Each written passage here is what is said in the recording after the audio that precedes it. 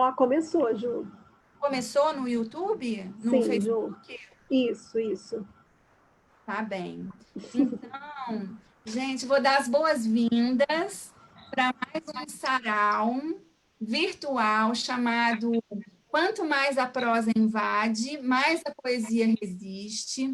Esse sarau, ele é uma iniciativa de nós duas professoras. Eu sou Juliana Venturelli, Juliana Dias, professoras do curso de jornalismo gastronômico da Faixa.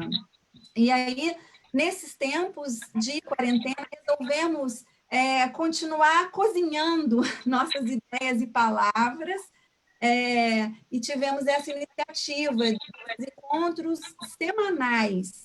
E hoje é o 7º encontro, que traz, então, a Janelucci. A Juliana, agora vou passar a palavra para ela, que ela vai apresentar a nossa convidada.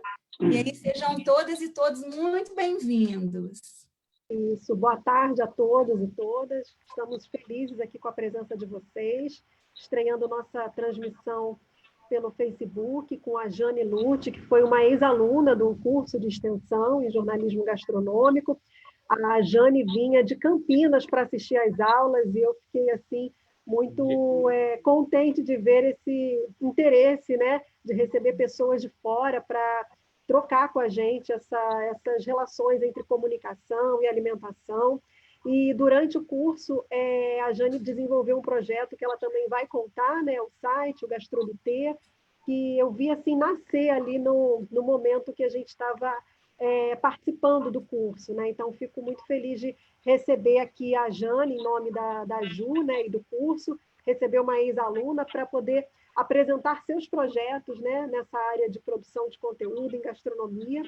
E a Jane é escritora, encontrou a receita da vida nos textos voltados à memória afetiva, é fundadora do Gastrolité, um site de notícias voltado exclusivamente para a gastronomia, com ênfase na culinária afetiva, literatura, cruzamento de saberes diversos, que engloba culinária de papel.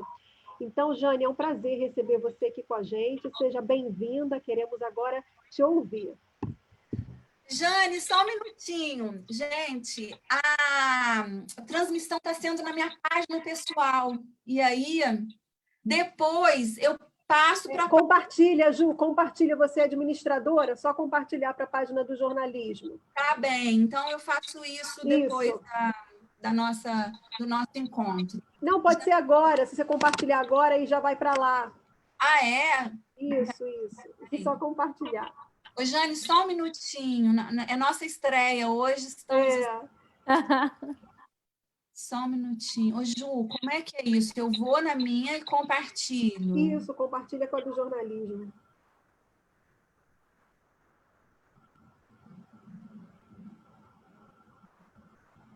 Compartilhar em uma página.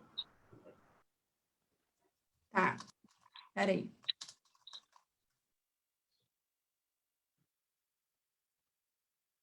Não foi possível publicar.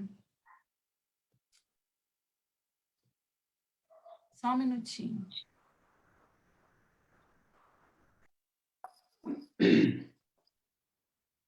O que eu faço, então, gente? Porque não foi possível publicar, continua sendo... Será que eu... Vamos começar, então, e ao longo a gente vai tentando administrar aqui, ver como é que faz isso. Tá, eu vou ficar nos bastidores tentando... Isso. Tá bom, Jane, com a palavra. Obrigada. Obrigada, Ju, e obrigada, Ju, pela oportunidade de compartilhar um pouquinho dessa história, de fazer parte desse sarau aí com tanta gente incrível participando. Eu fico muito feliz de trazer um pouquinho do que eu aprendi, aliás, um pouquinho não, acho que tudo que eu aprendi foi com a Juliana, foi com vocês, então eu estou só replicando um pouquinho do que ela já me ensinou. E, bom, acho que a gente veio papear, então, sobre o tema é comida-memória, né? E aí quero falar um pouquinho sobre o meu livro Comida-Memória, que é um apanhado de 23 histórias sobre gastronomia, e fazer esse cruzamento com a culinária afetiva. Eu preparei uma pequena apresentação rápida de acho que 30 minutos no máximo, só para a gente contextualizar, entender o que é essa cozinha afetiva, o que é essa coisa que está muito na moda agora, né? Que está muito em voga.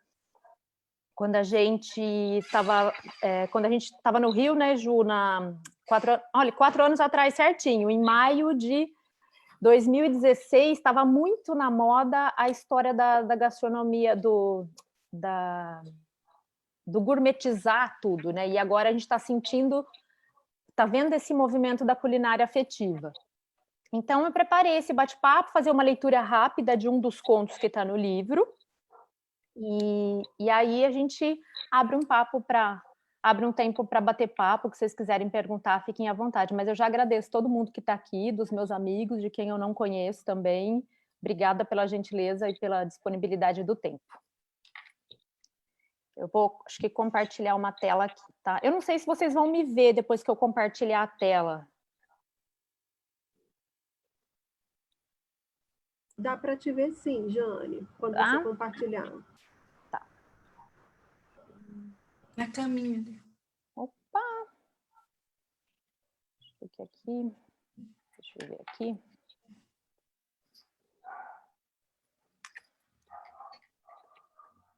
Eu acho que ele não, acho que talvez eu não consiga ver vocês, porque eu preciso... Aqui. Nós conseguimos te ver. Vocês conseguem me ver? Então tá bom. Eu não vou estar vendo vocês, tá? Bom, então vamos lá, gente. Falar um pouquinho sobre comida memória. Bom, primeira coisa, né? Eu sei que todo mundo conhece a Ju aí, mas eu preciso mostrar a foto dessa mocinha, dessa pessoa que tá aí. Essa foto é daquela época, né, Ju? Isso aí. Porque esse termo, né, o comida memória, que eu batizei um dos livros, né, isso é um termo emprestado, né? Emprestado, a Juliana permitiu que eu usasse, mas é uma expressão que a gente aprendeu lá e que a gente ouvia lá. Até então, eu confesso que eu nunca, embora eu gostasse de culinária afetiva, eu não tinha feito esse link. E a Juliana foi a primeira pessoa que abriu essa expressão, né, que me abriu esse novo horizonte, falando comida é memória. E isso, para mim, foi uma coisa linda, porque ela linkou na hora com tudo que eu gostaria de escrever, com tudo que eu tinha vontade de escrever, né? Então, Ju, eu tenho que agradecer muito, porque assim, o mérito é seu. Então, para sempre que eu for escrever sobre comida memória, né, isso sempre vai ser. Eu vou sempre dar o crédito para você. Bom, eu sou publicitária, jornalista, né? 40 anos de praia, mentira, de um boteco mesmo, né? Sempre fui uma curiosa na gastronomia, na comida, sempre tive um papel que para mim sempre foi um papel importante dentro da cozinha, né, de me conhecer. E eu me encontrei justamente na cozinha afetiva, né, e me especializei nesse assunto justamente para que cada um pudesse contar a sua própria história a partir das receitas da sua vida. Eu entendi que era possível a gente falar sobre si mesmo, às vezes quando é tão difícil. A cozinha era um meio, a cozinha era um jeito da gente se expressar. E isso aconteceu comigo. Essa aqui, eu fiz questão de colocar uma foto, porque foi esse Celfão das Minas, e essa é a turminha que fez o curso de extensão naquela época. Naquela época, o que eu mais tinha era foto de avião de manhã e avião à tarde, porque eu saía daqui de Campinas, ia para a aula, voltava, acabava a aula, voltava para o aeroporto e voltava para Campinas. Tudo isso em busca de um conteúdo que só tinha ali mesmo no Rio, não era outro lugar, tinha que ter nascido ali, né? Porque foi lá que eu fui buscar essa expressão da comida memória, né? Cheguei a levar doce lá, né, Ju? Docinho de leite avaré. Maravilhoso aquele doce. Nossa, gente, a avarense é muito orgulhoso com isso. Onde vai, carrega o doce de leite, né? Então, a gente adora demais, né? Então, para mim foi um momento bastante... foi muito legal participar. Era bastante cansativo, mas assim, valeu cada hora de sono. Bom, vamos começar então falando sobre a culinária afetiva, né? E sobre a comida memória. A gente falar sobre a comida e a memória é a gente se colocar como protagonista aí da história, né? Então, quem escreve sob a ótica dos alimentos, do alimento, ele tem mais uma ferramenta de registro, ele tem mais uma ferramenta de impressão para descrever o momento, né? Ele tem mais uma ferramenta que é para precisar um dado, né? Para dar veracidade, né? E sabor também à sua história, né?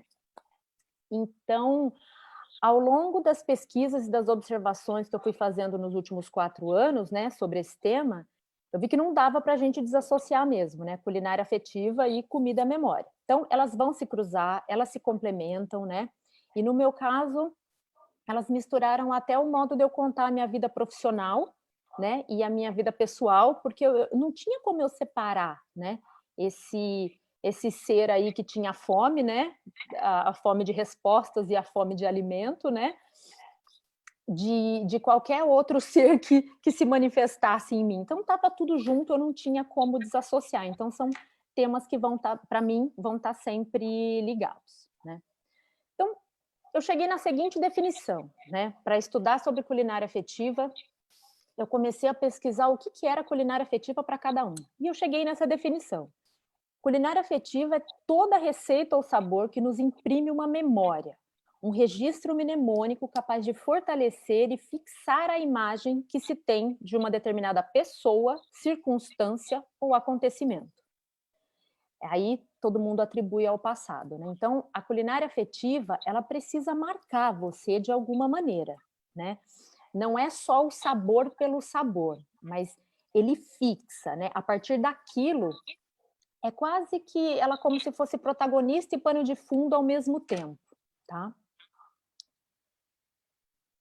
A gente está criando, gente, a todo momento, a gente está criando novas memórias, né?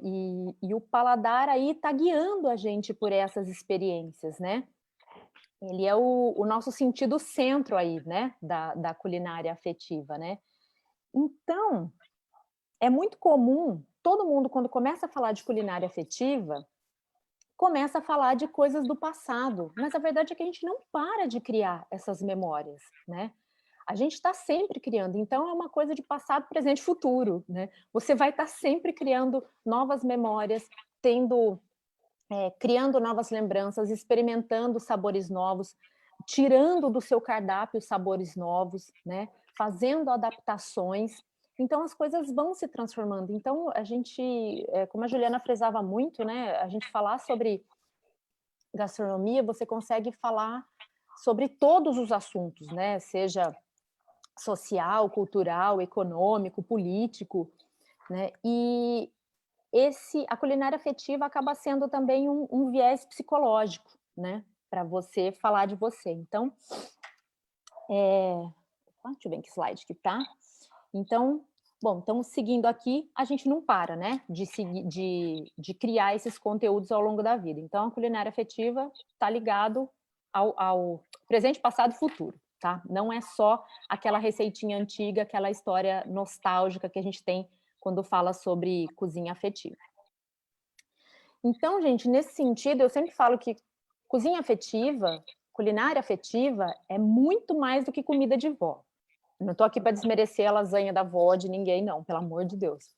Mas ela vai além, ela também é a comida da vó, né? Ela também é aquela saudade, mas ela, quando alguém se propõe a falar sobre a culinária afetiva, a gente, né, é comum, né, que a pessoa mencione os almoços de domingo, mas ele acaba mencionando só a memória pela memória, né? Esse sabor, né, que vem com a culinária afetiva, ele tem que vir carregado e temperado com algum sentido. Ele tem que trazer uma reflexão, né? Eu acredito que a culinária afetiva ela tem que ser um facilitador, né? Pelo qual você consegue expressar aquilo que você não conseguiria se não fosse aquela receita, né? Uma das frases que eu coloco no livro, né, e que eu acredito muito é que às vezes é muito difícil a gente dizer eu te amo para alguém, né? Mas acho que uma xícara de chá quente é um bom jeito de começar, né? Às vezes a gente tem essa dificuldade, às vezes não, né? Na maioria das vezes a gente tem essa dificuldade em manifestar carinho, ou às vezes até de receber carinho. Então, a gente pode começar a manifestar isso pela comida, né? Por como a gente oferece aquele alimento. Bom, saindo disso, né, passeando pela cozinha culinária afetiva, caminhei um pouquinho e acabei chegando na cozinha terapêutica, né? Porque uma coisa está sempre linkada com a outra, né? É aqui, nessa parte da cozinha terapêutica, que a gente entra numa manifestação um pouco mais catártica de todo o relato de quem fala sobre cozinha afetiva, né? Então, assim, a cozinha ou a culinária afetiva, ela vai fazer você se posicionar como alguém que recebe do outro, né? Ou oferece, né? No caso de você estar sendo cozinheiro, né? De você receber algo que muda, né? A sua percepção, né? E amplia a sua visão de mundo, né? Então, aquilo que você recebe te transforma de alguma coisa. Então, tudo na cozinha que promove uma reflexão sobre as suas relações, o seu meio social, a sua consciência, né? Nas escolhas que você faz todos os dias, né? Se ela impacta amorosamente o seu jeito de ver a vida, então, definitivamente, ela faz parte da culinária afetiva que eu me proponho, né, a estudar. Aí, vai cozinha de novo, né? A cozinha, ela promove uma série de reflexões, né? A gente começou lá na afetiva, né? E tudo isso engloba, tá dentro da afetiva ainda, tá, gente? Ela não foi desmembrando, tá? Tá tudo dentro da cozinha afetiva. Essa cozinha reflexiva, né, para mim, esse olhar, ele vem de um lugar muito profundo, mas muito acessível para todo mundo, já que o alimento ele está presente na nossa vida pelo menos 3 vezes por dia, né? Só isso, gente, já é um grande fato, assim, para a gente refletir, né? E já que a gente sabe que, assim, a alimentação é um direito para todos, mas é um privilégio de poucos, né? A gente sabe que o mapa da fome no Brasil aí, né, tem uma visão bem diferente. Então, a cozinha, nesse sentido, a gente começa a refletir e ser grato pelo que a gente tem, né? A culinária afetiva, ela também precisa, eu acho importante a gente ressaltar isso, ela precisa ocupar esse lugar, né, de entender que ter memórias gastronômicas e falar sobre culinária afetiva é um privilégio, né? Então, falar sobre isso é a gente promover, sim, uma discussão sobre as ações que a gente precisa apoiar, né, contra a fome, e também sobre as nossas escolhas que, né, que impactam, das escolhas do que a gente põe no prato, né? Então, quando eu comecei a falar sobre cozinha afetiva, eu tinha muito medo de banalizar o tema, né? Porque uma coisa que é tão bonita podia ser banalizada, né? Porque a gente não pode ignorar um cenário brasileiro, né? Um país que está sofrendo tanto, né? A Ju fala muito bem sobre isso, né, Ju? Em eu sigo algumas pessoas que compartilham um material interessante sobre isso, né? Tá aí a nossa responsabilidade nesse quesito também. Então, gente, eu acho que são muitas etapas, né? E são muitos níveis de reflexão, né? No mínimo, né? A cozinha reflexiva, né? Eu acho que ela começa lá na receita de vó, mas no mínimo ela promove um pouco mais de consciência social, tá? Bom, gente, a minha intenção, né, a começar a escrever essas histórias, né? Histórias desse teor, assim, é justamente por entender que, assim, a cozinha, né, o ato de cozinhar impacta muito no nosso ser social, né? A prova disso, né, a mudança de comportamento das pessoas é o Covid aí, né, que todo mundo voltou para a cozinha, né? Isso tem sido muito terapêutico, isso tem sido bastante transformador. A gente tem visto muitos grupos se reunindo para comprar de pequenos produtores, o pessoal acendeu o fogão de novo, tem muita gente unida e eu estou vendo muita gente dando valor, porque tem e dividindo o que tem, que para mim isso é o essencial, né, gente? Porque a fome é igual para todos, né? Seja no condomínio ou seja na periferia. Tem uma frase que eu divido com vocês aqui que eu gosto bastante, né? Que acho que ilustra um pouquinho desse momento, né? Nesse momento não, né? Dessa situação de voltar para a cozinha. Que é, ficar longe do fogo nos distancia da metáfora de purificar e transformar a psique e o espírito enquanto transformamos e purificamos alimentos que irão nutrir o físico. Aqui temos a paciência de cozer, a ritualística do fogo aceso, a mente concentrada na receita e o foco no resultado que vai além do prato. Entender todo esse processo é ser mais compassivo, empático e seletivo. Quando entendemos o trabalho que dá para produzir e para cozinhar, respeitamos e reverenciamos essas escolhas. Bom, gente, esse foi só um resuminho, então, né? Foi daí que eu juntei 23 histórias. Foi um processo longo escolher essas 23 histórias, justamente porque eu não queria banalizar nem o contexto, nem as histórias e nem as receitas, né? Queria honrar muito também, né, essa expressão comida memória, né, que nasceu aí na faculdade, né, na faixa. Queria muito honrar isso e levar um material que ficasse para inspirar as pessoas a escreverem a própria história, né? Então, o lançamento do livro, né, Comida Memória, 23 histórias de cozinha para aquecer o coração, eu vou lançar no dia 13 de junho, vai estar disponível em e-book e no EPUB, né? E vai ser uma série de livros. A ideia é que a gente faça a cada 2 anos um livro novo com o mesmo tema, né? Comida Memória, né? Com a mesma ótica e novas histórias. 23, gente, porque se alguém ficar curioso, né? 23, porque eu sou devota de São Jorge e tenho dessas coisas, então para mim foi esse número mágico. Dificilmente eu vou escrever uma coisa com menos. Bom,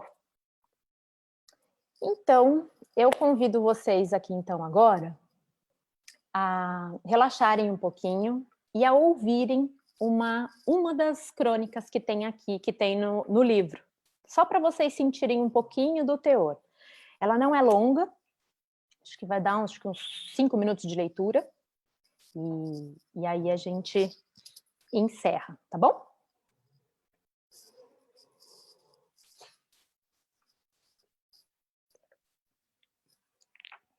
Então, vou começar, tá? Receitas prontas são memórias temperadas. A poesia e história nas cozinhas, em todas elas. Existe uma alma inquieta, uma presença dançante, um ser que talvez viva na chama dos fogões, que instiga e inspira todo aquele que em seu coração traz um cintilar de apreço pelas panelas. Meu pai era uma dessas pessoas. Não exatamente um cozinheiro, mas sua familiaridade com as panelas e com o dever de alimentar a prole comovia-me e, ao mesmo tempo, me intrigava ao vê-lo lidar com tanto jeito com aquela infinidade de ingredientes e utensílios da cozinha. Talvez tenha sido a necessidade da vida, mas tinha hábitos culinários peculiares. Não exóticos, peculiares e singelos.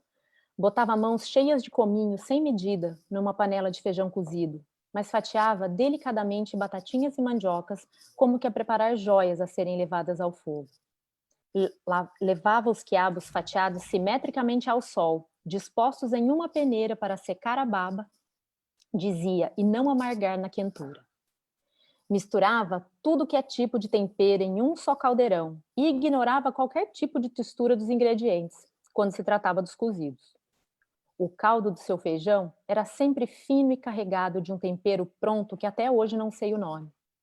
Seu intitulado arroz agrícola levava uma espécie de arroz polido com batatinhas em cubos, tomates, cebolas e repolho fatiados, com muito, muito tempero, entre eles cominho, açafrão da terra, cebolinhas, coentro.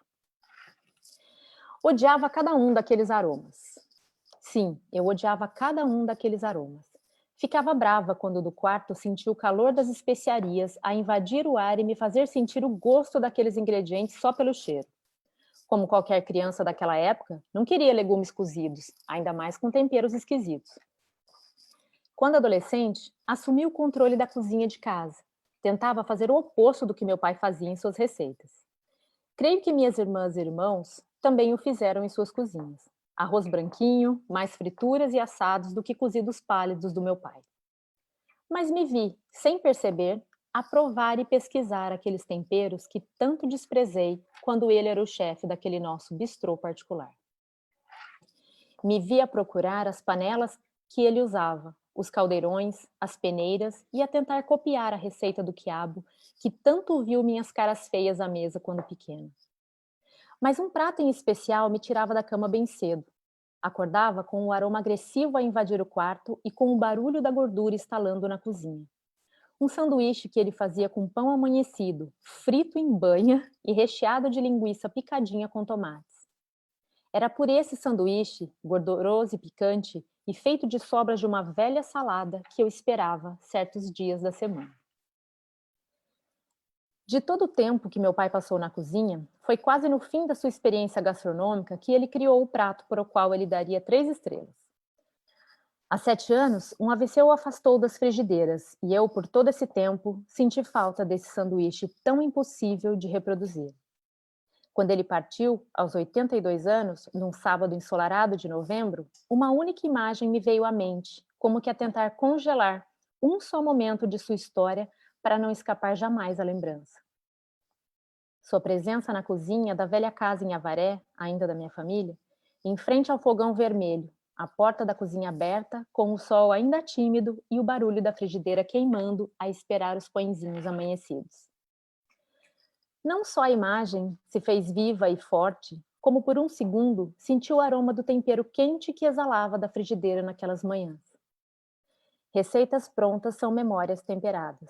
Não precisam ser feitas de trufas para nos serem caras e raras. Nos afagam quando a saudade aperta e por um segundo podem trazer de volta aquele momento que te fez tão satisfeito. É por essas e outras que na cozinha estão minhas melhores histórias e memórias.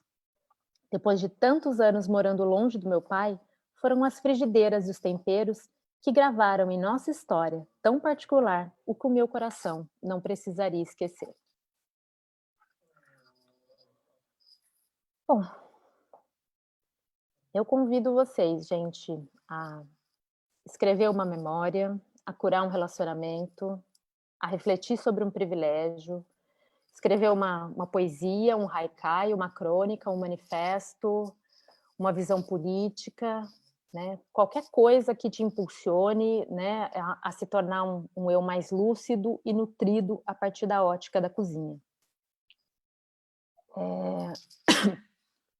Eu acho que a gente consegue manifestar as nossas histórias por aí, é uma lente de expressão, né? E quando tudo está difícil, né, acho que não tem xícara de chá que não resolva, né? Que não clareie a mente. Então é isso, gente. Obrigada, era isso que eu gostaria de falar para vocês. Peraí que eu vou interromper a minha telinha de compartilhamento aqui.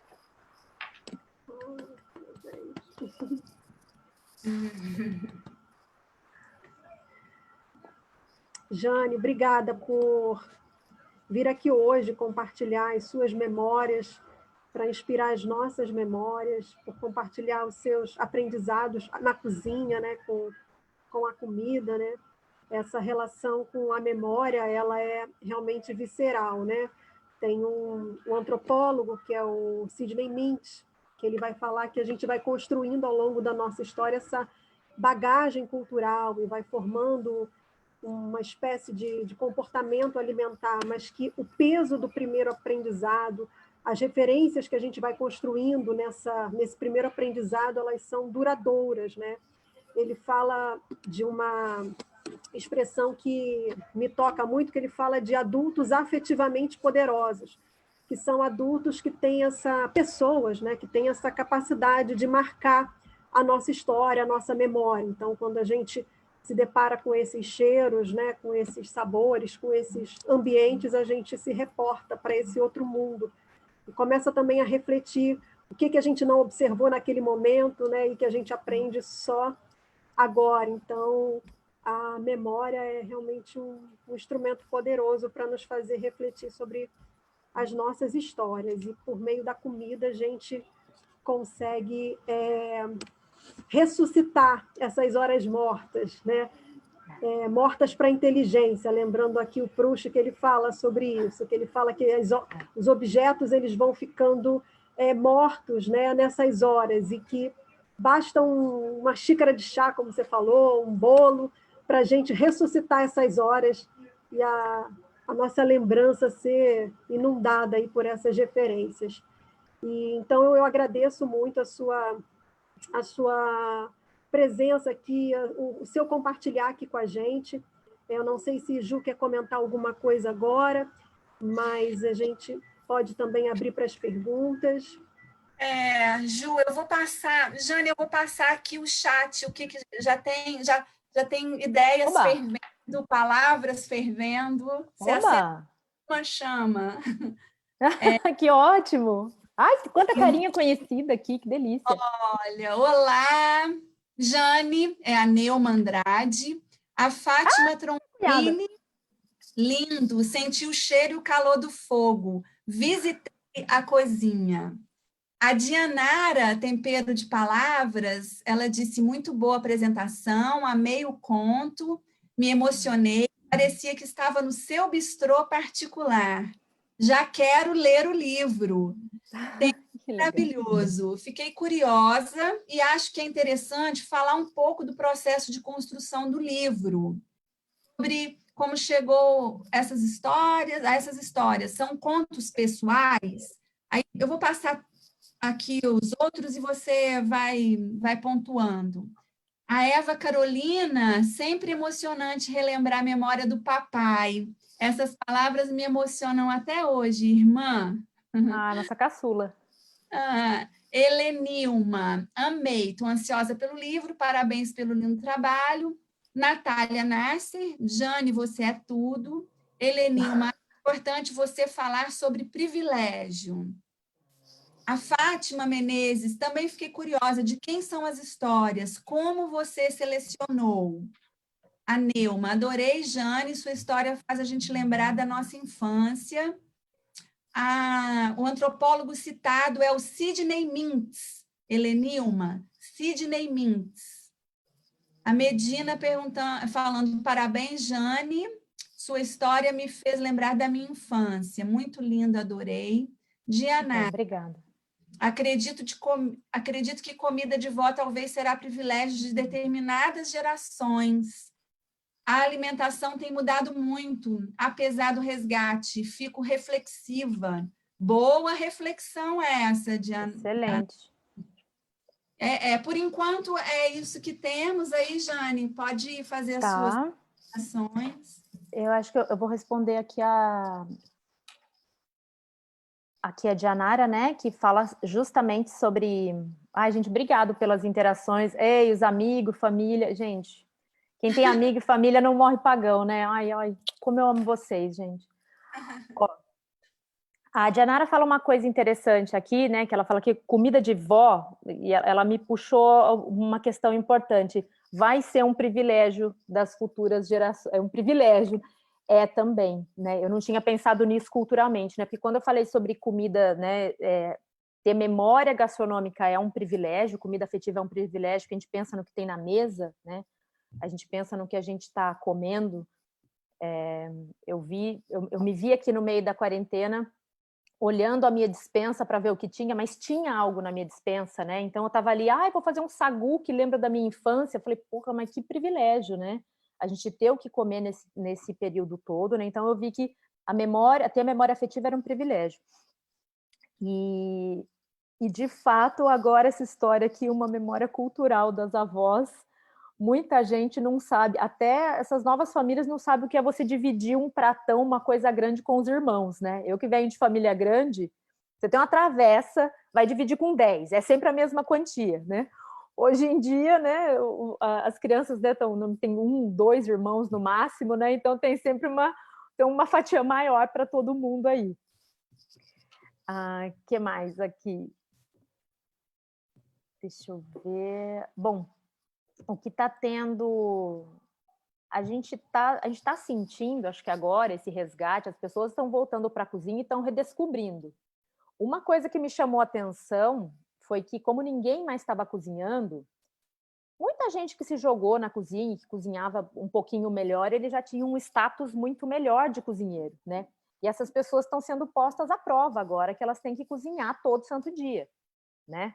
Eu falo que é muito difícil você cozinhar para o mesmo público todo dia, né? Quem cozinha para a família todo dia sabe, né? A reclamação que é, o choro que é.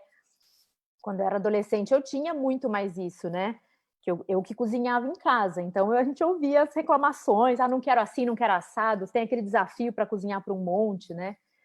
Então, a gente está sentindo agora essa situação de voltar a reaproveitar, de não jogar nada fora, né? Você ia para o restaurante antigamente, né? Até 4 meses atrás, a gente ia almoçar fora rapidinho, você procurava uma comidinha saudável, mas você não estava nem aí de onde tinha vindo, por mais consciente que você não queria saber de onde o restaurante tinha pego aquela salada, se ela estava higienizada ok. Você simplesmente, no meio da sua correria, se bobear, a gente estava até sempre doentinho, sempre enjoado e não sabia por quê. Então, eu acho que quem fez essa pergunta foi, eu não lembro o nome de quem comentou sobre essa reflexão, mas eu acho que agora a gente vai começar agora, acho que a criar essa memória nova e esse novo jeitinho de cozinhar e de se relacionar com a cozinha.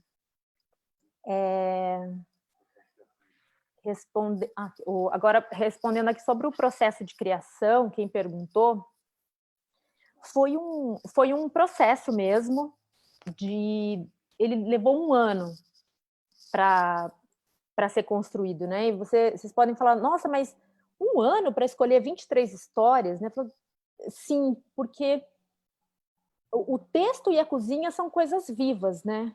Você pensa uma coisa e eles se manifestam de outra forma. Então, eu tinha, assim, uma primeira lista de receitas pré-concebidas e histórias. Mas quando eu sentava para começar a escrever sobre elas, né? Algumas não faziam muito sentido, algumas não me tocavam, não tinha, faltava um tempero, né? Faltava o umami da coisa.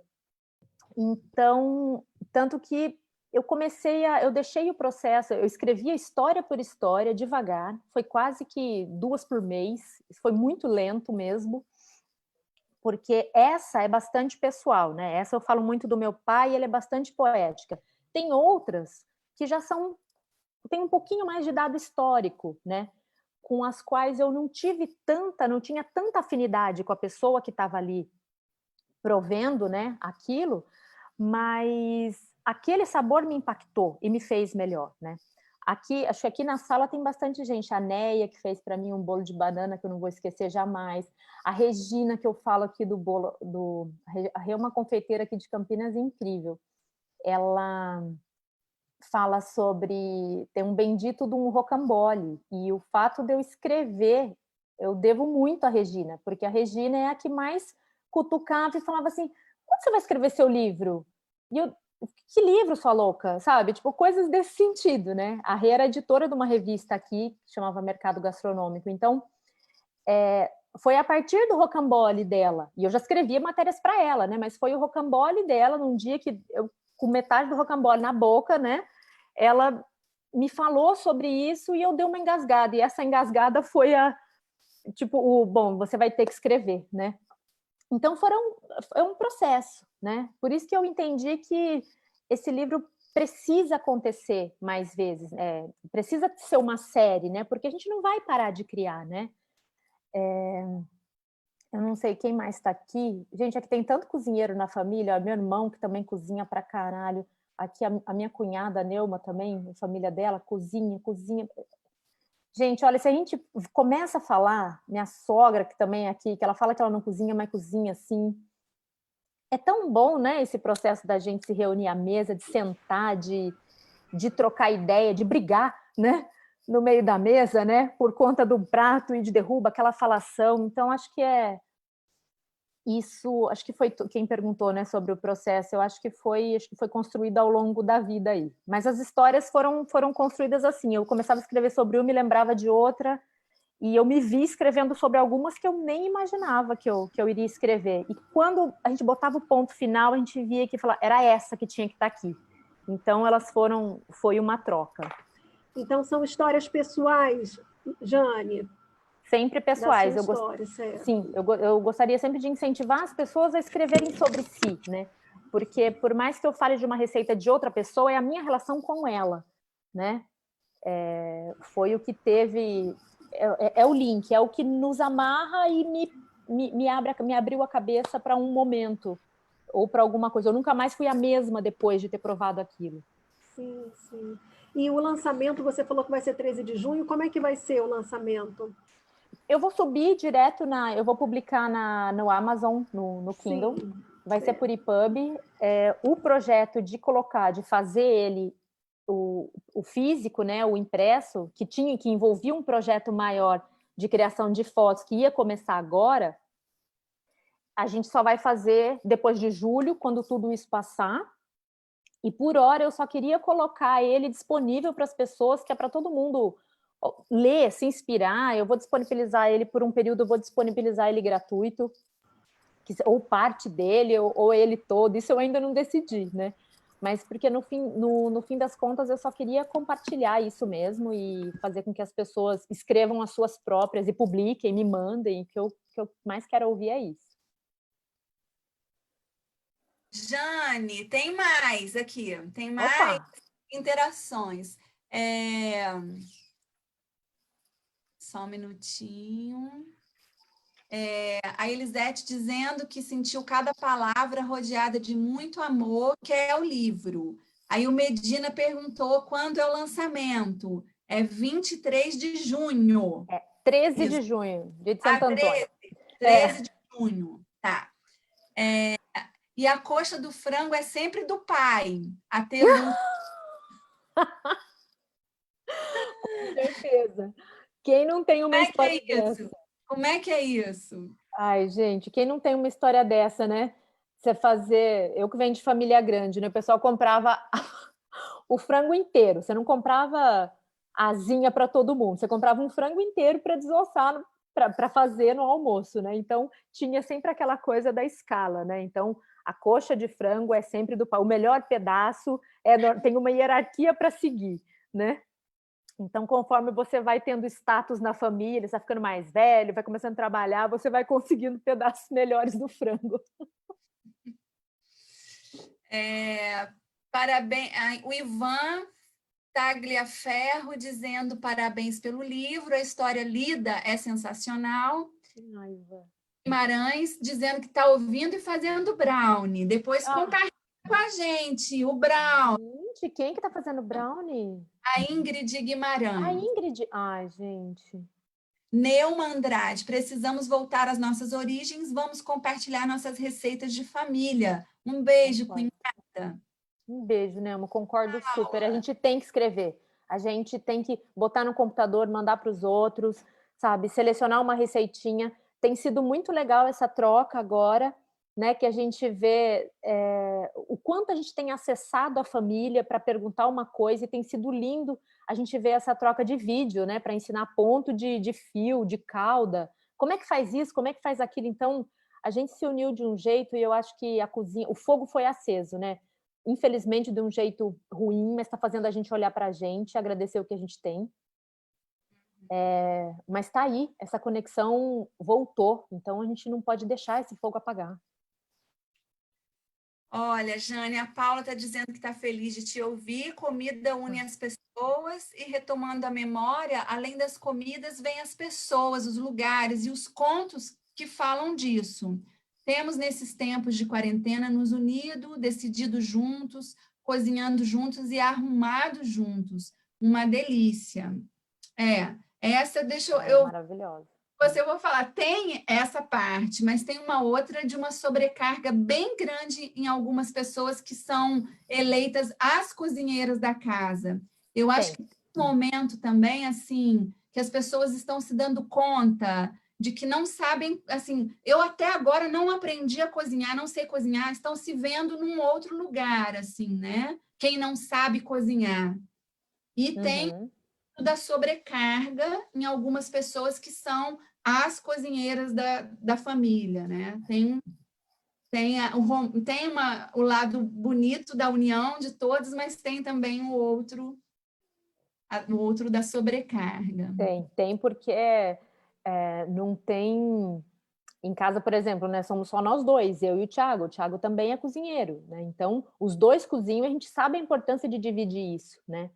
Mas nas casas maiores, em que tem uma só, tem alguns filhos, né? E eu digo filhos adultos, tá? Não tô falando de criança, mas alguns filhos assim, que a mãe sempre cozinhou. Então ele tá lá, vou comer aqui. Ele parou de comer fora no trabalho e ele tá esperando a mãe preparar, né?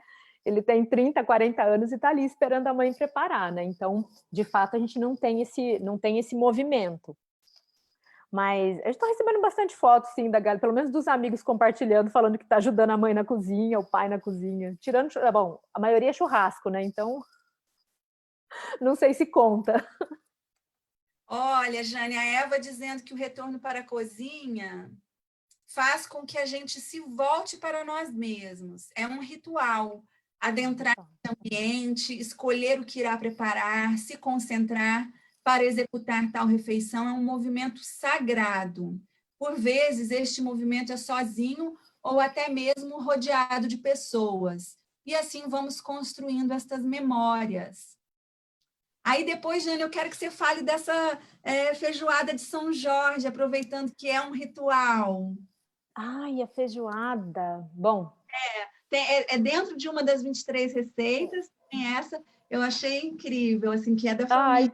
ai, legal, né? Nessa aí a gente começou há 10 anos a fazer a feijoada, e foi uma coisa assim, né? Observando a ritualística, eu sempre achei muito bonita a alvorada, a feijoada que a galera fazia, né? Muito comum no Rio de Janeiro. E aqui no estado de São Paulo não é tão comum, né?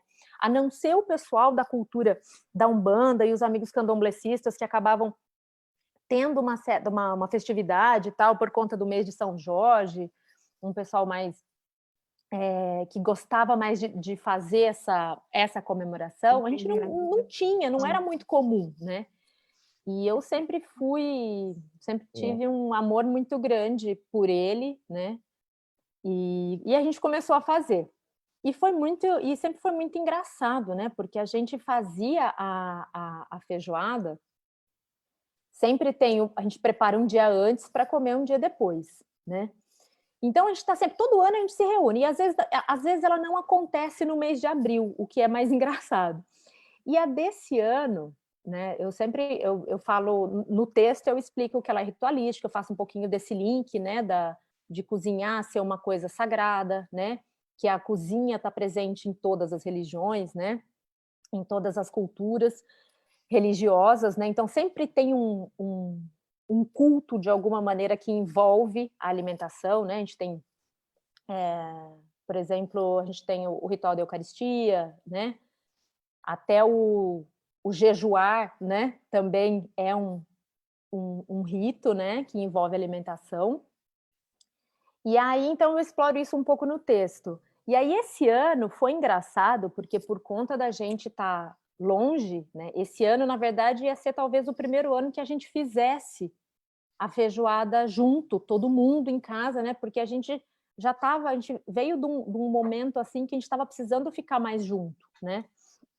Eu, pelo menos, né, estava louca para ir para lá para fazer a feijoada. E aí aconteceu tudo isso, né? E aí a minha irmã a mais nova, pediu pra gente, falou assim, gente, vamos fazer cada um na sua casa mesmo e a gente, né, se fala, né? E foi uma corrente tão gostosa, tão divertida, porque a gente começou a fazer a feijoada na sexta-feira, cada um fazendo a sua, todo mundo compartilhando, cada um dentro da sua ritualística. É um desafio enorme fazer a feijoada em casa, porque são muitas pessoas, né, gente? Nós somos em 8 irmãos. Aí você junta marido, sobrinhos e os agregados, os irmãos, né? Os amigos que são a família espiritual, né? Que estão sempre junto também. Então, é muita gente. E é um desafio, porque um não come louro, a outra é vegetariana, aí um não gosta então, e ainda assim, dá sempre certo, né? E o cozinhar ali para mim, nesse momento, selecionar, é um momento de gratidão, é uma hora de agradecer, né? Então, pode parecer muito simples, pode parecer bobo, né? Mas é um momento que aquele de preparar a feijoada é um momento em que eu começo a refletir sobre as grandes conquistas e batalhas da minha vida. E acho que isso a minha família toda pegou. E foi engraçado porque da primeira vez que a gente comentou, né, que eu comentei em casa, vamos fazer uma feijoada para São Jorge? Mas não teve uma negativa. De repente, todo mundo, ninguém nunca tinha conversado sobre ser devoto ou não de São Jorge, mas foi um link que todo mundo levantou, vamos. E para sempre ficou ele assim, né? Então, esse ano foi divertido porque depois a gente começou a trocar, fez fotos e a energia foi tão legal e todo mundo, né? Normalmente sou eu que cozinho a feijoada. Dessa vez teve uma feijoada na casa de cada um e todos eles falaram, meu, a feijoada ficou incrível, né? E até a minha que eu fiz aqui, eu falei, gente, mas ela ficou boa mesmo, né? Ficou ótima esse ano. Então acho que essa corrente energética que a gente criou e essa expectativa toda de estar junto, eu acho que deixou tudo mais gostoso e com muito mais fé até. Sim. Jane, aqui, mais. Helenilma falando muitas reflexões, sua escrita nos traz, excelente. A Carla, parabéns, amore, amei. Meu marido começou a cozinhar comida vegetariana para mim. Olha o emocional aí. Mamãe Gente, olha o emocional. que gosta de você. A Rê está dizendo, me emocionei muito quando leu o texto, não vejo a hora de ler inteiro. Parabéns, querida. A Obrigada. Elisete dizendo, venho de uma família muito grande, 7 filhos, adoro cozinhar para muita gente e fazer a comida da avó, sempre boas lembranças. É isso aí, a história da comida da avó, olha, a gente me fez pensar muito, é um privilégio mesmo, né? Também é um privilégio, vou ter que incluir isso nas reflexões aqui. Não lembro quem que falou aqui, Dianara, né? Sim. O que mais, gente? Alguém mais querendo fazer alguma colocação? A Juliana, eu vou te abrir aqui, Ju. Pronto. Oi, eu adorei Oi. o texto e assim me emocionou também. E uma coisa que me chamou a atenção é que normalmente a questão afetiva com a comida vem da mãe e o seu texto traz o pai, né? Que normalmente a figura da cozinha em casa, né, do cozinhar no dia a dia, as histórias de cozinha estão sempre relacionadas à mãe. E assim, eu adoro esse tema de cozinha afetiva, de memória afetiva, de comida, porque assim, eu adoro comer e eu gosto muito mais, assim, claro que eu gosto de comidas elaboradas e tudo, mas eu acho que essa comidinha simples, que o que tem, que é o amor que tempera, né? Eu acho que ela é muito afetiva e traz um carinho, né? Um aconchego. Então, às vezes, é isso que a gente precisa, como você falou, né? Uma forma de dizer que gosta da pessoa. Quando eu recebo alguém na minha casa, eu gosto muito de fazer um bolo. Com todo mundo que vem na minha casa, tipo, vou receber uma visita, vem alguém de fora. Então, assim, a primeira coisa que eu penso em fazer é fazer um bolo. Né? Então, assim, eu gosto de receber as pessoas com bolo porque eu acho que é muito afetivo. E na minha família, a gente fazia bolo todo sábado. Né? Na casa da minha mãe, todo sábado tinha bolo. Na casa da minha avó, a mesma coisa. Na casa das minhas tias, a mesma coisa. Eu acho que, para mim, é uma comida que afaga, né? E assim, eu estava até ansiosa para participar desse grupo por isso, porque eu gosto desse tema. E essa questão que você falou, né, de a gourmetização da comida, eu sempre questionei isso, porque assim, as pessoas ficavam naquela coisa do gourmet, daquela comida muito elaborada e tal, e não sabiam fazer um arroz. Né? O mais simples a pessoa não sabe fazer. E aí parece que essa comida perde a importância, né? Parece que tipo, a importância só daquela comida elaborada. E essa comida do dia a dia ela vai perdendo a importância. E com relação a essa questão, né, da comida afetiva de vó, minha mãe já é falecida, eu tenho uma sobrinha, e aí eu fico pensando nisso, né? Que ela não vai ter essa lembrança. Mas o que me faz feliz é que assim, ela tem a lembrança, eu tento construir essa memória afetiva com ela, então eu faço os biscoitinhos que ela adora. Aí, assim, eu moro no Rio, ela mora na Bahia, e aí outro dia minha irmã fez esse biscoito. Aí quando ela provou, ela fez assim, igual o biscoito de tia Julie. Então já tem essa construção, e assim, ela adora cozinhar, ela adora ajudar na cozinha. Esse dia eu achei ela vai fazer 4 anos. Eu achei engraçado que ela adora fazer bolo. Vai fazer 4 anos. Desde pequenininha eu levo ela para a cozinha, ela se ela toda de farinha, adora. Aí ela estava com minha irmã, a mãe dela, fazendo bolo, e aí ela abriu a gaveta, pegou o fouet, fez assim, ó, tia Júlia, mexe o bolo é com isso aqui. Pegou o fouet e botou em cima da pia. Aí quando foi sábado, eu liguei para minha irmã, ela estava fazendo um bolo, aí ela falou para minha irmã me mostrar que ela estava usando fouet, porque diz assim, ó, agora ela está mexendo certo. Ai, que fofa. É muito fofa, ela tem avental, ela tem touca, a gente tem avental igual, ela estava com avental, aí ela bota o avental para brincar que está cozinhando, para cozinhar de verdade. Então, assim, eu acho importante criar essa memória e também essa coisa da pessoa construir essa relação com a cozinha, porque como minha mãe sempre cozinhou, então, para mim, cozinhar é uma coisa orgânica, né? Tanto que eu acho estranho as pessoas que dizem que mãe não cozinha, que não tem nenhuma relação afetiva de comida de mãe. É. Então, assim, e aí eu gosto disso porque, assim, acho que, e como as pessoas cada vez mais têm se afastado da cozinha, né? E aí, num momento desse, que as pessoas dizem, o que é que eu vou fazer? Não sei cozinhar, e desespera. E aí, acho que quando a gente vai construindo isso na criança, demonstra, né, a importância que é cozinhar. Né? Porque quando a gente cozinha também, a gente come melhor.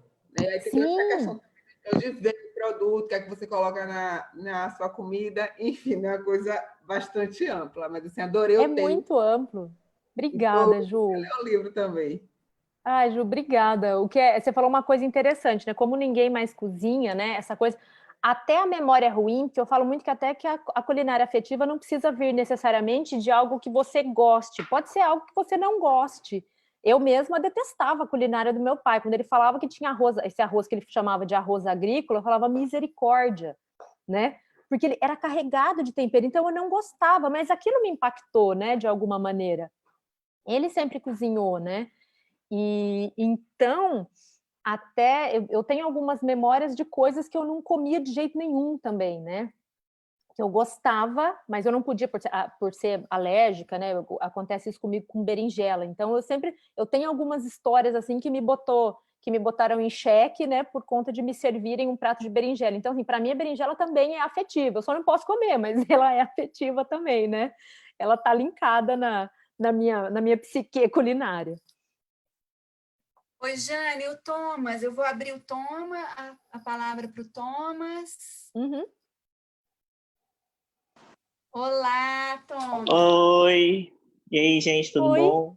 Oi, Tudo Jane. bem, Thomas? Nossa, lindo texto. Eu cheguei um pouquinho atrasado, então peguei a apresentação no meio. Mas estou louco para ler o seu livro. Obrigada. E você tinha comentado, você falou alguma coisa ali sobre privilégio, né, da cozinha afetiva. E cada dia mais a gente tem questionado os nossos privilégios, né? Na questão de preconceitos, enfim. E eu ainda estou querendo entender mais essa questão desse privilégio da cozinha afetiva. Como seria isso? Você falou assim, das memórias, né? Tem gente que tem memórias ruins com comida, traumas e tudo mais. Mas como seria essa questão dos nossos privilégios na cozinha afetiva? O privilégio, Thomas, eu acho que tem a ver com o que a gente... É ter o que comer mesmo, falando o português, claro. O privilégio é ter o que comer, né? Porque, de fato, como eu comentei antes, né? A alimentação é um direito de todos, mas é um privilégio de poucos, não é todo mundo. Então, eu acho que o fato de eu poder estar aqui falando sobre as memórias, significa que eu tive o que comer na infância. Não só tive o que comer, que aquilo não era só para minha subsistência, né? Você teve algum tipo de relação, né? Sim, eu tive um bolinho de aniversário. Tinha criança que não. Detalhe, não era o bolo de aniversário, ela também não tinha o que comer, passava fome. Então, é um pouquinho da gente parar e colocar esse prato na tua frente aí, a gente agradecer quem cultivou, quem fez, quem passou por essas histórias, quem nos forneceu aquilo, o pai que trazia para você esse alimento, né? Que a gente tinha alguém que trazia, que era o provedor. Então, quando eu digo privilégio, é nesse sentido social mesmo, é da gente ter o que comer, né? Eu acho, pode ser muito simples, né? A explicação pode ser simples, mas eu acho que só tem a ver com isso mesmo, né? Da gente, o privilégio de ter uma memória, né, gastronômica significa que eu tinha o que comer. Ai, valeu, obrigado. Imagina. Olha, agora tem um número aqui. Minha mãe fez churrasco daí, você vai ver que ela fazia cortando o vinho. Oito. Esse churrasco que a gente fazia. É porque hoje em dia esquenta tudo mais rápido. Ele levantou a mão. Aí, Opa! Isso, tem um número levantado à mão aqui, não é, Jô? alô, número 875.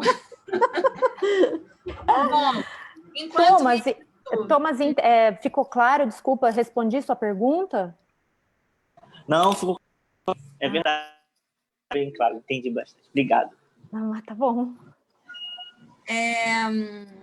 Então, enquanto o número não aparece, a Dianara levantou uma questão.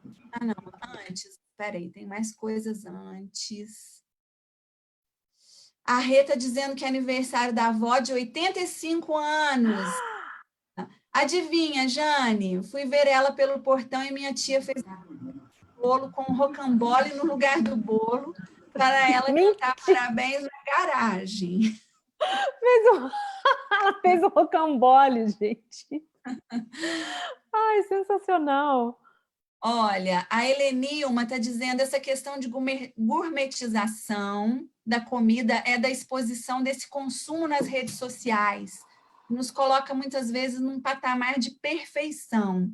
As pessoas se expõem tanto a imagens de comidas perfeitas e isso pode gerar uma sensação de incapacidade. Faz parecer que, se não for perfeito, não serve. E é importante refletirmos sobre o processo. Culinária é processo, aprendizado e, muitas vezes, também autoconhecimento. Ótima reflexão essa. Da mesma maneira, eu percebo assim, que quando eu fiz uma pesquisa com cozinheiras no sul de Minas... Maravilhosa, eu vi. A imagem que as cozinheiras têm das chefes e chefes com o chapéu, a dolma, assim, elas se colocam num lugar bastante inferiorizado e quando, na verdade, tem muito talento ali. Muito mais, É bem dentro dessa reflexão que a Helenilma colocou. Essa gourmetizada, inclusive, na função, né? É por isso que eu acho que agora esse momento está colocando muitos à prova, porque cozinhar sob pressão, eu sempre falo, você cozinhar para um público que muda todo dia, não estou falando que é fácil, mas talvez cozinhar para um público todo santo dia, você tendo que reinventar ou fazer aquilo num processo sem ser uma franquia, sem estar industrializado, é bastante difícil. E isso é só doceira, é só boleira, é só cozinheiro que consegue, né? Então, eu admiro muito quem faz essa cozinha do panelão, né? Essa cozinha, a cozinha do tacho, né? Que é incrível, é sempre igual, né? A memória é sempre deliciosa, né? Olha, vou passar para a Marina. Marina, você está aí? Eu tô aqui. Vocês estão me ouvindo? Sim. Aqui. Bom, primeiro eu queria agradecer pela oportunidade de falar. A Jenny sabe que eu sou muito fã do trabalho dela.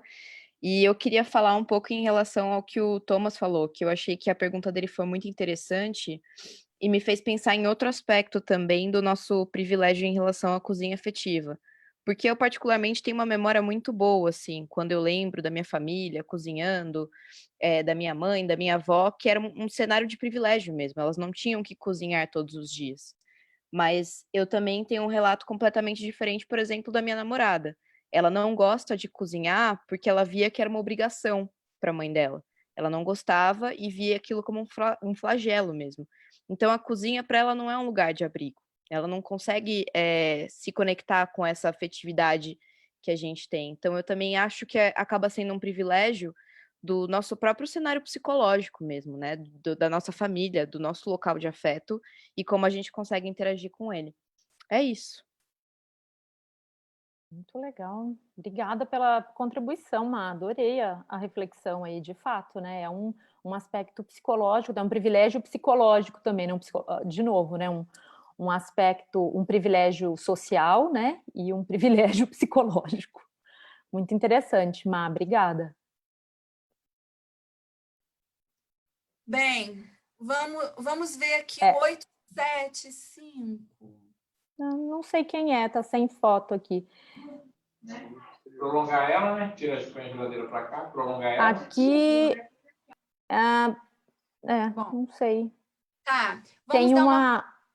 Pode falar, Jane. Eu só queria, eu não sei se tem aqui alguém não deu para ver aqui se tem alguém do colégio.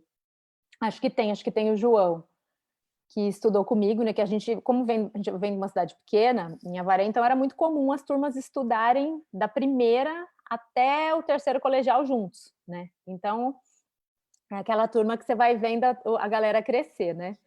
E isso, a comida também foi, as festinhas, as organizações, assim, né, quando juntava todo mundo nas reuniões, sempre tinha comida e a maioria delas era em casa, né? E a gente sempre tentava cozinhar. Então, é aquela coisa da turma juntar e fazer churrasco sem saber fazer churrasco, mas se aprendia a fazer ali, né? E no livro também eu acabei colocando, acho que uma das histórias mais longas, eu coloquei uma das histórias que é o estrogonofe de cachorro-quente, gente, que era a gente do terceiro colegial juntando todo mundo para fazer pela primeira vez um estrogonofe, né? E foi naquele momento que eu aprendi que a cozinha é improviso e você precisa se virar, porque eu tinha, né, de repente a gente tinha um monte de adolescente com fome, né? E um fogão aceso, e a gente precisava se virar, precisava sair alguma coisa quando eu vi que a coisa não ia dar certo, né?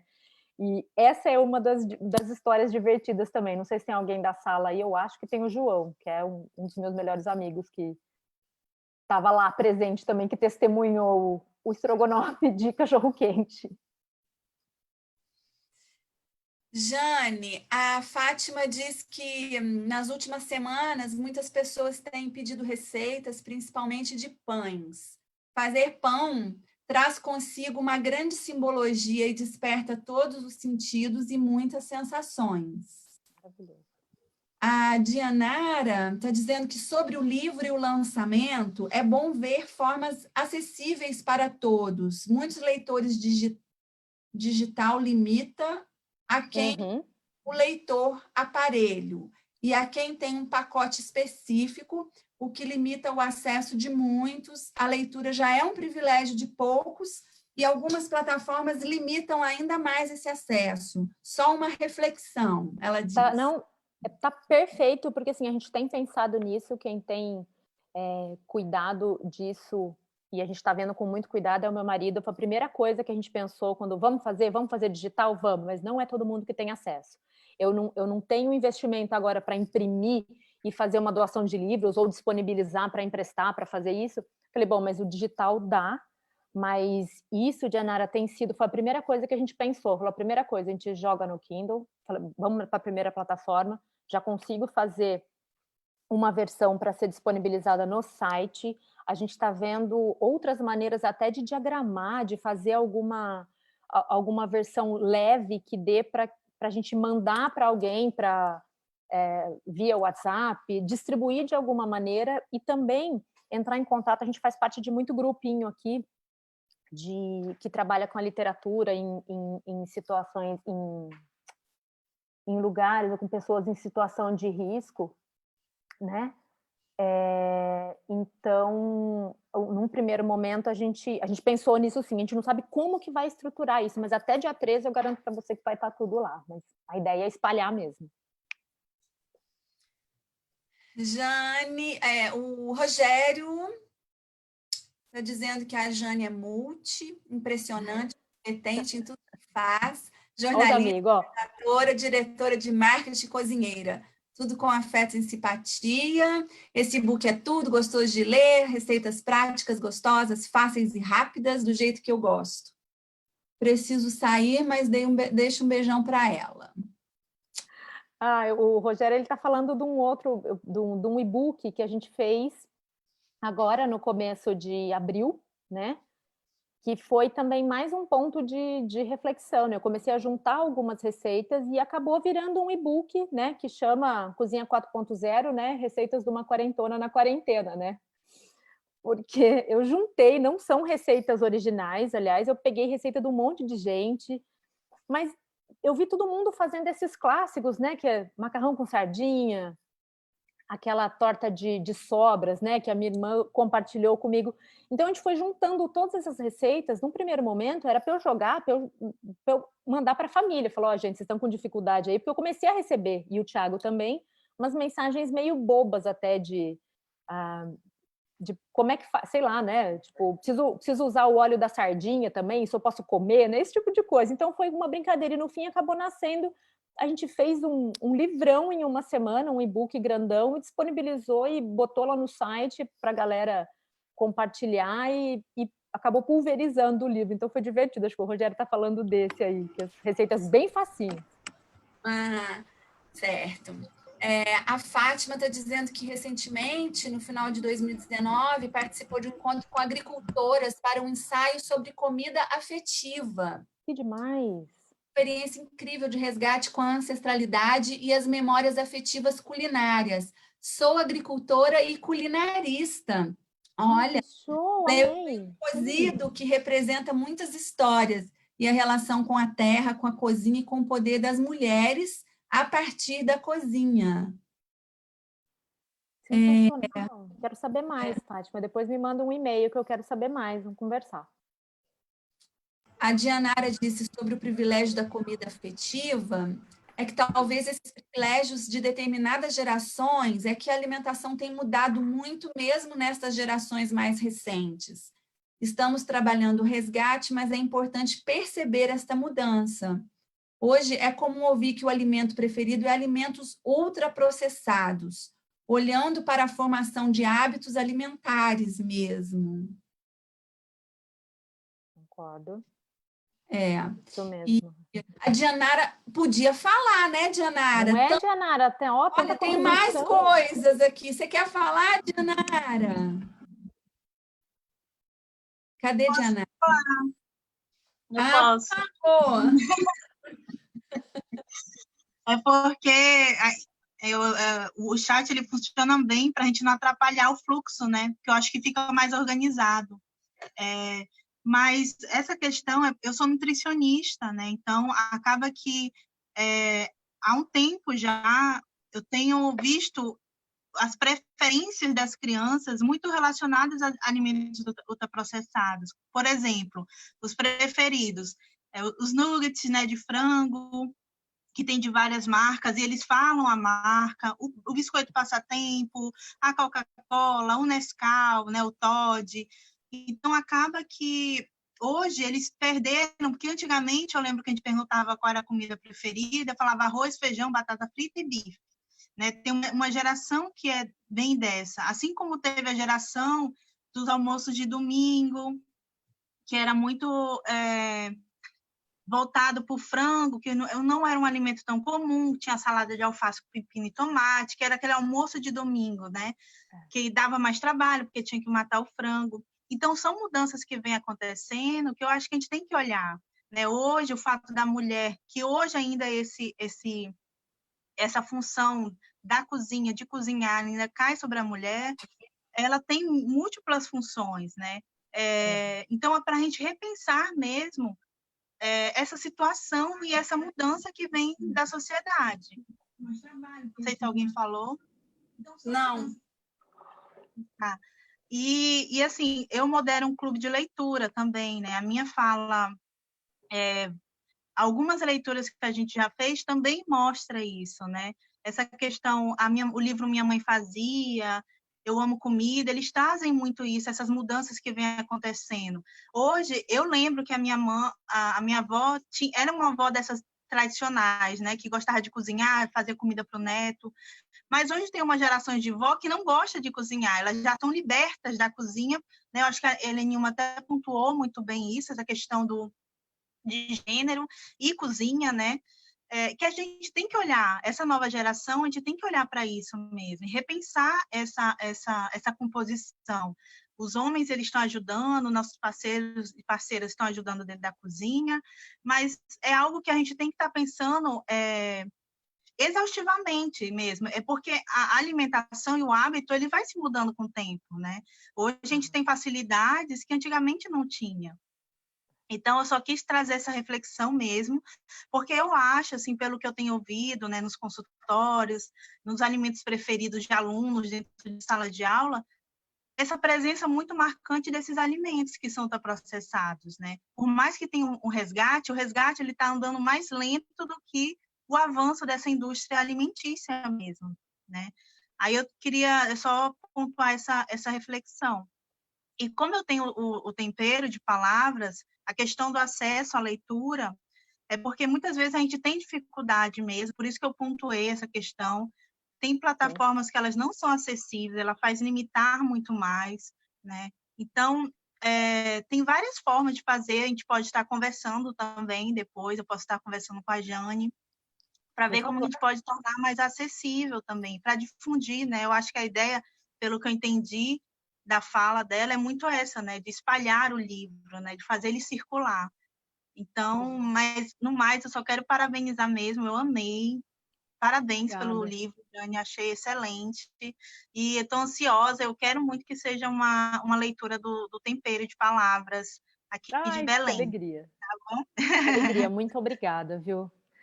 A Janara ela falou uma coisa interessante aí, né, da coisa da alimentação ultraprocessada, e algumas pessoas, quando eu vejo, né, falando, ai, que saudade da comida da minha avó, tudo fresquinho, aí a gente começa a fazer, você faz aquele link, né, você puxa a timeline assim, você vê a idade da avó dela e os hábitos alimentares daquela época, a avó dela já usava quinor, né?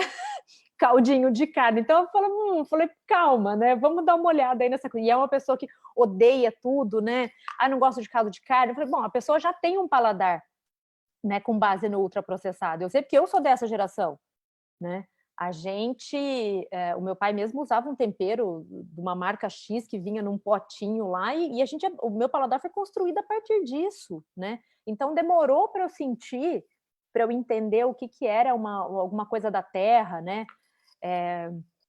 Um tempero fresco, uma cebola. Em casa tinha cebolinha no quintal também, mas também tinha o potinho lá, né? Então, toda vez que alguém fala, ai, saudade da comida da minha avó, eu sempre pergunto, quantos anos tem sua avó, né? Que época, para poder traçar o paralelo. Então, Janes, foi levantada essa questão do gênero mesmo também, né? Que é esse privilégio, tem uma coisinha que é livre de opressões de gênero.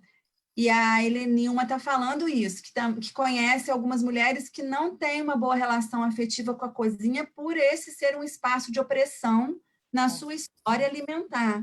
A cozinha também é um espaço para discutirmos questões de gênero e feminismo. Com certeza, mas total, né? Começa com a situação de que, isso desde o começo da história, né? A gente é cozinheira. O homem, quando foi para a cozinha, ele virou chefe de cozinha. A gente tem essas relações, essas situações aconteciam muito nas premiações, que você vê, né? Quando você vê que 8 dos melhores chefes do mundo são homens, né? Tipo, 8 entre os 10 são homens, né? Então a gente ainda vê essa situação da mulher ali em segundo lugar e ela batalhando muito mais, tendo que provar muito mais ou tendo que se associar muito mais a outras figuras masculinas de destaque para poder provar né? Isso é muito difícil, provar o valor dela, né? Então, com certeza, o feminismo começa na cozinha, né? Até de um jeito, né? Até fazendo um trocadilho, uma brincadeira, mas a gente precisa pontuar essas questões, sim. Nesse quesito, a gente tem bastante chefe de cozinha trabalhando, as mulheres, né, que trabalham muito em pé de igualdade, assim. Uma delas que faz uma militância muito bacana é a Bel Coelho, né? Que ela desenvolve um trabalho muito bacana, ela se posiciona muito bem sobre a alimentação, ela enquanto chefe, enquanto, né, manifestação política, social. Eu gosto bastante do trabalho dela e da fala dela com relação a essas coisas. Tá certo. Deixa eu ver o que mais que temos por aqui. A Fátima está dizendo que encontro delicioso e surpreendente, gratidão. A gente também ama esses encontros, e tá muito feliz, Jane, de ter você e com essas histórias aí. Obrigada. Muito afetiva. bom ver também a interação, né? As pessoas participaram bastante, suscitou muitas questões, isso é muito bom. Foi um encontro delicioso mesmo. Muito bom. Estamos caminhando para o fim. Vamos ver se esse número resolve aparecer. Alô, número 875. Eu acho que ele, né, assim, deu uma Desistiu. aí e foi lá cuidar. Deve estar cozinhando. Se inspirou Deve estar tanto cozinhando. que foi Aqui, ó. Esse aqui? O João. João. Meu amigo, João. Ué? Então, João, a gente está te chamando há um aqui, tipo assim, eu, por exemplo, dia de sábado, eu e o Túlio, a gente... Ó, peraí, quem que tá falando eu e o Túlio? Tem alguém aqui? João, com você. Oi, tudo bem? Tudo bem? Parece que você estava com a mão levantada aí. Para mim é tudo muito novo, é a primeira vez que eu estou participando de algo parecido. Tá explicado, Ju. Então, aqui interior, né? A gente sempre se reúne em volta de uma mesa para bater um papo e comer. E, por sinal, é o que eu estou fazendo em casa agora aqui. E falar de comida afetiva, eu estava buscando na minha memória aqui, são muitas das coisas que a minha mãe fazia, a minha avó que morava com a gente, e até chegar na casa da Jane aí, que a gente fazia desde de simples baciada de pipoca depois da faxina até o fabuloso estrogonofe. Mas era tudo muito, muito gostoso, era tudo muito emotivo, então era muito legal mesmo. E nessa época que a gente está cada vez mais introspectivo por causa ter que ficar dentro de casa, dentro da gente mesmo, nada melhor do que lembrar desses momentos e participar de um bate-papo desse. Por mais que seja o meu primeiro, e espero não estar falando nenhuma besteira. Ai, obrigada, João. Agora acabou de fazer lembrar essa coisa da baciada de pipoca depois da faxina, né? Os amigos iam ajudar a gente a limpar a casa, a gente tinha que oferecer comida depois. Adorei. Falei para eles da história do estrogonofe de cachorro-quente aí. Tá no livro, vamos ver. É bom, hein? Era bom. Beijão para todo mundo aí. Valeu, João, pela participação aí, sua estreia. Obrigada, João. No Zoom. Muito bom, João, parabéns. Tchau. Pela presença. Então, estamos caminhando para o final. Aí, Ju, você quer... Eu queria só que a Jane comentasse do Gastrolité também, do site, para a gente visitar, para as pessoas conhecerem. Tá. O Gastrolité, rapidamente, ele nasceu lá em 2016, né? É um site, na verdade, que tem muitos projetos e acaba nunca ficando pronto, né? E acabou virando um Instagram, né? Para a gente compartilhar coisas. O foco inicial era falar sobre fazer o cruzamento entre gastronomia e literatura, né? E a sonoridade, a brincadeira, né, de colocar Gastrolité, né, era para ele ter uma familiaridade ter um toque francês, né, na brincadeira, para reverenciar num primeiro momento a cozinha francesa, né, a aura que se tem da gastronomia francesa. Então foi só uma brincadeira. Então o Gastrolité nasceu para ser um site colaborativo, né, para que ele fosse gastronômico, né, literário, coletivo, né, e que a gente pudesse compartilhar ali histórias de cozinha, fazer as leituras, né, como é o projeto da Dianara. Isso foi uma coisa que a gente nunca conseguiu implantar, Dianara, né? Para fazer esses estudos e levar, né, de uma forma precisa, né, e de uma forma mais rica para as pessoas esse cruzamento da literatura com a gastronomia, que até então, lá naquela época, para mim, quando eu fui para o Rio, né, para mim estudar isso, para mim era muito novo. Até então, não era uma coisa que eu pesquisava. Então, hoje ele está funcionando especificamente no Instagram. O site está sendo remodelado.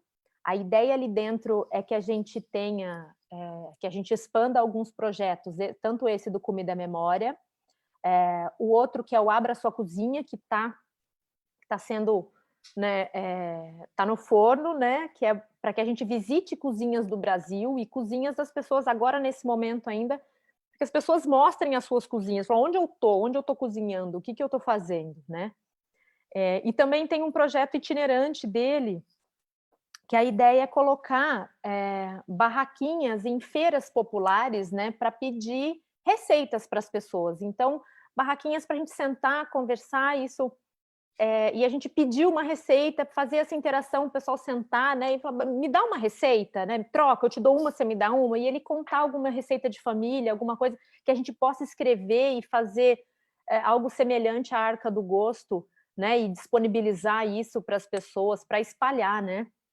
Então, o Gastrolité tem muito movimento aí, e a função dele é ser coletivo, né, então, quem quiser colaborar, gente, fique super à vontade. Ele nasceu ali dentro, junto com todas as meninas que fez o curso em 2016.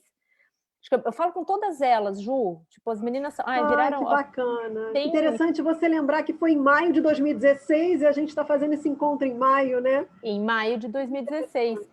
Presente receber tudo isso. Nossa, presente a gente ganhou lá atrás, né? Aprendendo tanta coisa, que foi um universo tão rico, né? Muito boa. E tem todo mundo lá. Eu acho que eu só não falo com uma das meninas que eu perdi o contato, mas todas as outras, assim, estão todas nessa área da gastronomia. São chefes, nossa, 2 ali são chefes incríveis. E não são, de chorar as coisas que a gente vê. E é uma pena que eu não posso sempre provar, né? Porque elas estão no Rio, né? Não tem como... Mas, então foi isso. Então, cada uma delas ali, todo mundo que passou por lá, é a pedra fundamental do Gastrolité, né? Foi a energia de cada uma delas que sustenta que botou a pedra fundamental lá. Mas é isso, por enquanto, e ele ainda está sendo remodelado. Então, por enquanto, é só no Instagram. Então, obrigada, Ju. Vieram outras coisas e eu ó. E agora, Ju? E agora? A gente vai ter que fechar, mas assim, são parabéns, que ótimo. Ai, que delícia. Mulher que cozinha, e eu vou pegar esse link, Jane, porque estão falando da importância dessa discussão, reflexão, mulher e cozinha. E no próximo encontro, no próximo sarau, a gente vai ter uma convidada que é a Fernanda Antunes, que trabalha com narrativas femininas. Vai ser uma roda de conversa com ela sobre poesia, memória e comida. Mas, assim, ela tem esse enfoque no trabalho com as narrativas femininas. Então, vamos cozinhar mais um tempo essa temática. E aí, Jane, queremos muito agradecer mais uma vez, estamos muito gratas, e agradecer a presença de tanta gente que vem acompanhando desde o início, que está aí com a gente toda semana, às 5 da tarde. E agora com a Ju a palavra. Também reiterar os agradecimentos aqui, estamos felizes com essa participação, essa troca. Foi muito rica essa tarde, mais uma tarde rica, né? A gente tem tido momentos assim preciosos com a presença de vocês aqui, essas trocas. Jane, parabéns pelo livro, sucesso com os projetos. Vamos em frente aí, compartilhando e tecendo as redes. Fala, Ju! Tá, gente, antes que eu me esqueça, porque quem é pela primeira vez, todos os saraus a gente coloca na nossa página do Instagram, viu, Medina? jornalismo.gastronômico. Então, é lá a nossa página do Instagram, tem no Facebook e tem no YouTube, que a gente vai depois passar esse encontro para lá, tá bem? Isso então, aí. Legal. Quem está chegando pela primeira vez, sigam-nos no Instagram. Uhum. Acho que eu vi hoje aqui participando, acho que eu vi até uns gatinhos aparecendo teve gato aparecendo hoje. Eu vi também a Chuchu e a gata de alguém aí, aqui, da Neuma, né? Neuma. Gente. Tá bem, gente. Olha só, a gente vai fazer uma foto também, que já é ritual nosso, registrar aqui com uma foto. Então, quem puder botar as carinhas aí, dar um sorriso para a gente registrar aqui. A minha gata já levantou, pronto. Ó, já levantou. Hoje ela está animada. Neuma? Cadê a Belinha, Neuma? Vamos lá, quem quiser botar as carinhas também, fiquem à vontade. Fala, Ju. Tem a segunda... não, tinha 28 Tinha, pessoas. Isso. Aí agora somos 23, vamos lá. Claudinha do Comida e Afeto também, um beijo. Está aqui, ó. Vamos lá, então. Menezes. Marina, cadê você? A gata apareceu. A gata... Ai, que Ai, meu, bonitinho. adorei. Amei, gente. Deixa eu Ai, ver que se eu saudade. consigo a minha, ó, também, ó, para fazer. Olha lá. Ó, vamos fazer Ai, com a meu Neuma, olha lá, pai. ó. Ah lá, vai sair gato também nas fotos, gente. Cadê os sorrisos? Vamos lá, hein? Ai, que lindos, gente. E vocês estão, na minha É só tela, vocês estão na conferir aqui, mesma linha. gente, rapidinho. Só um minuto. Espera aí, Chuchu. E eu vou escrever aqui a nossa página para ficar bem garantido. A minha aqui tá uma em cima da outra. É assim, né? Deixa eu só conferir a foto aqui rapidinho, gente. Só um minuto. Só para Dianara, peraí. Hoje é dia 11. Depois também, Ju, eu te faço um print da tela de um dos esquadros lá, quando eu for obrigada. de novo. Saiu aqui. Tá ótimo. Legal, tá obrigada. bem. Ó, consegui fazer a foto, gente. Legal. Tá bem, gente. Então, até a próxima. Saiu a Belinha. Agradecemos Tchau. muito. Como é que a gente muito pode obrigada. tirar o desmute, Ju? Oi, Ju? A gente tem que ficar para gravar, né, Ju? Nós duas, as pessoas vão saindo e a gente vai saindo, né? Isso aí, Ju, isso aí. Então tá. Gente, tchau, gente. obrigada. Um beijo, obrigada um beijo a cada todo um de mundo. Muito vocês. obrigada. Tchau, tchau. Uma alegria. Tchau, Medina. Tchau. Tchau, Cláudia. Como é que desmuta, ô, Ju? Beijo, Jus. Vai lá no... Valeu, Thomas. Ô, Thomas. Vai ser você. Ajuda, cozinha para uma, Dianara. Tchau. Tchau, Ney. Muito bom.